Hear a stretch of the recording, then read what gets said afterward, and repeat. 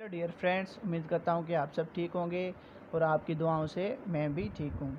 तो part number 2 आज हमारा इंटरमीडिएट कैटेगरी का जो कल हमारी टेस्ट हुई थी उसका सेकंड पोर्शन हम स्टार्ट कर रहे हैं, ठीक है।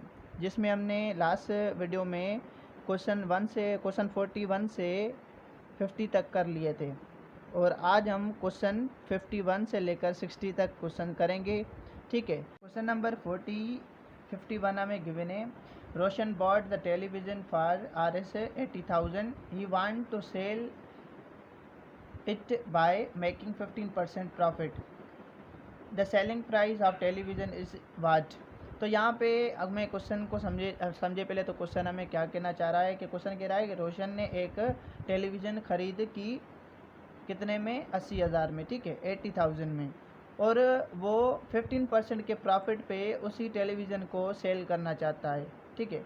तो हमें ये बताना है कि उसकी जो सेलिंग प्राइस होगी टेलीविज़न की वो क्या होगी। तो यहाँ पे ऑप्शन हमें 4 मिले होंगे, इन्हीं चार ऑप्शन पे हमारा करेक्ट ऑप्शन हमें देखना है कि कौन है। तो ये हम क्वेश्चन दो मेथड की मदद के कर सकते हैं, ठीक है। तो मेथड नंबर 1 हम सबसे पहले सॉल्यूशन इसकी करेंगे।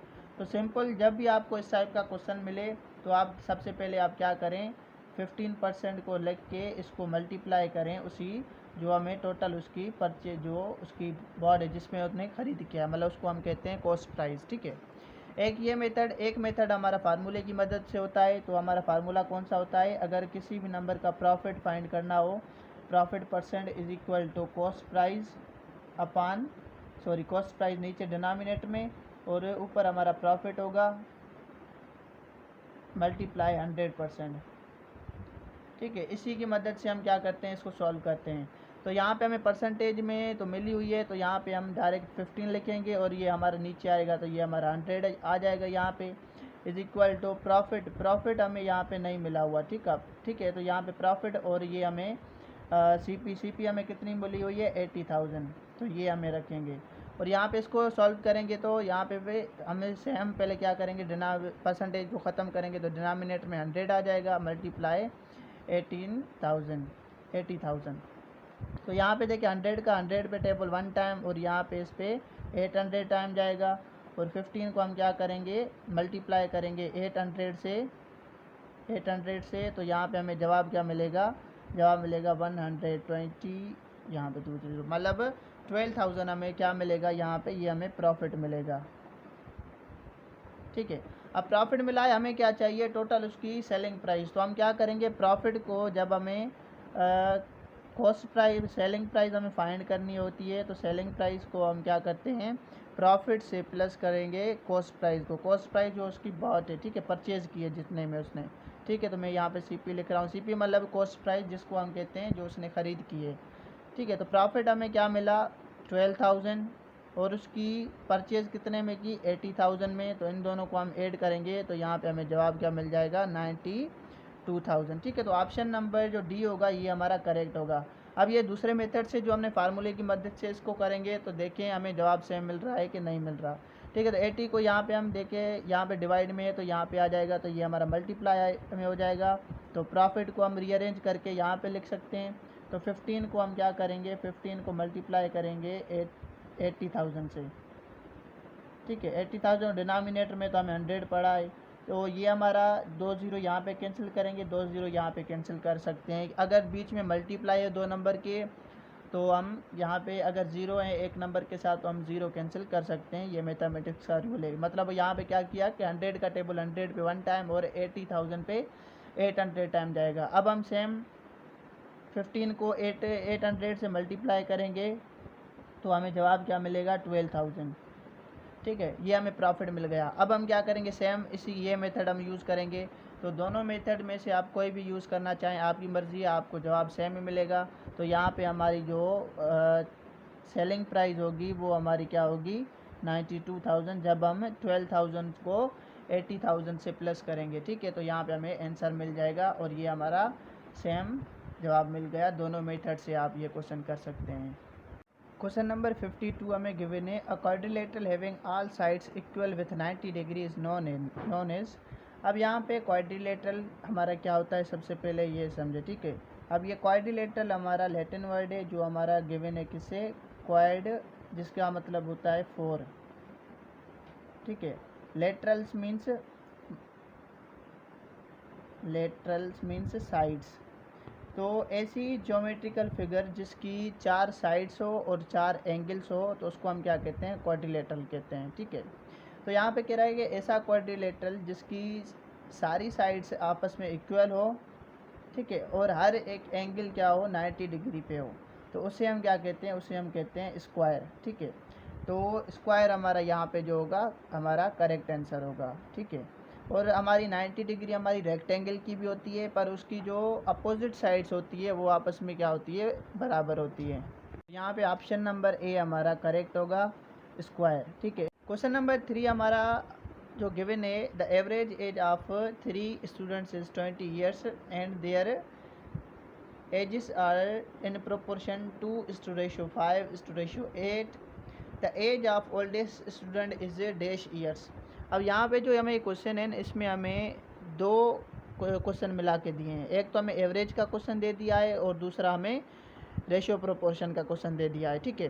तो हमें यहाँ पे पहले कंडीशन लिखे इसकी सॉल्यूशन करेंगे। तो कंडीशन हमें क्या कह रही है कि एवरेज ऑफ 3 स्टूडेंट, तो हमें नाम नहीं पता तो उनकी अब वो भी नहीं पता कि उसकी एज क्या है, तो यहाँ पे हम उसको मानेंगे x + y + z, ठीक है। 3 स्टूडेंट हैं, उनकी एज हमें ये मिली हुई है। अब यहाँ पे एवरेज जब होती है तो उसको हम क्या करते हैं, टोटल नंबर्स की हम सम करते हैं और टोटल नंबर से उसको डिवाइड करते हैं। तो 3 स्टूडेंट हैं तो 3 से डिवाइड करेंगे और टोटल उनकी एवरेज क्या बन रही है, 20 बन रही है, ठीक है।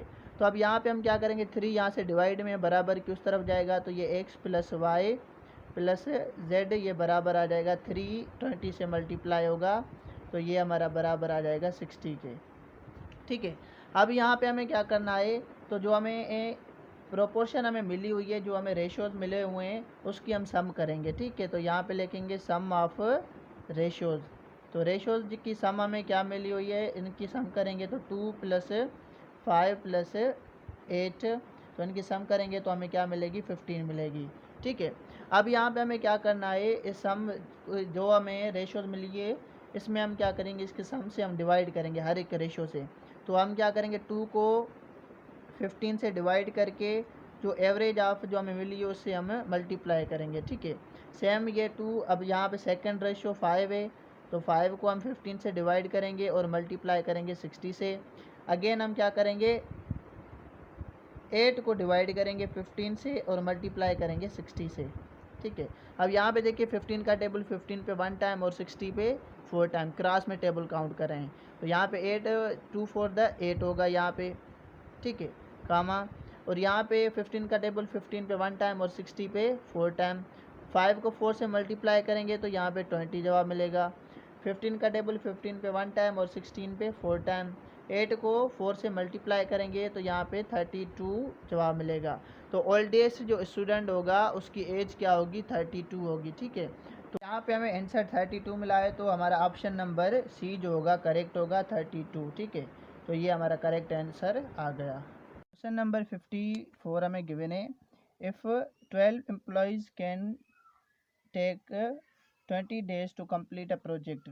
तो यहाँ पे ये हमें क्वेश्चन क्या कह रहा है, तो कह रहा है कि अगर 12 एम्प्लॉयज़ है और वो एक प्रोजेक्ट कंप्लीट कर रहे हैं 20 दिन में, ठीक है। The number of employees will complete the project in 10 days. तो हमें क्या फाइंड करना है, नंबर ऑफ एम्प्लॉय फाइंड करनी है अगर वो प्रोजेक्ट 10 डेज में कंप्लीट कर रही है, ठीक है। तो ये क्वेश्चन हमारा रिलेटेड है प्रोपोर्शन से और ये हमारी डायरेक्ट प्रोपोर्शन और इनवर्स प्रोपोर्शन से मुश्तमिल है, ठीक है। तो अब डायरेक्ट प्रोपोर्शन और इनवर्स प्रोपोर्शन क्या होती है, अब ये हमारी ऐसे होती है कि एक क्वांटिटी हमारी इंक्रीज़ हो उसके करस्पॉन्डिंग दूसरी क्वांटिटी भी हमारी इंक्रीज़ हो, तो वो हमारी क्या होती है, डायरेक्ट प्रोपोर्शन होती है, ठीक है। और इनवर्स प्रोपोर्शन क्या होती है कि अगर एक क्वांटिटी हमारी इंक्रीज़ हो रही है और दूसरी क्वांटिटी हमारी डिक्रीज़ हो रही है तो वो हमारी क्या क्या होती है, इनवर्स प्रोपोर्शन होती है, ठीक है। और ये जो क्वेश्चन हमें गिवन है ये हमें इनवर्स प्रोपोर्शन से है। कैसे, अब यहाँ पे देखिए 12 एम्प्लॉयज़ 20 दिन में वो काम पूरा करेंगे, ठीक है।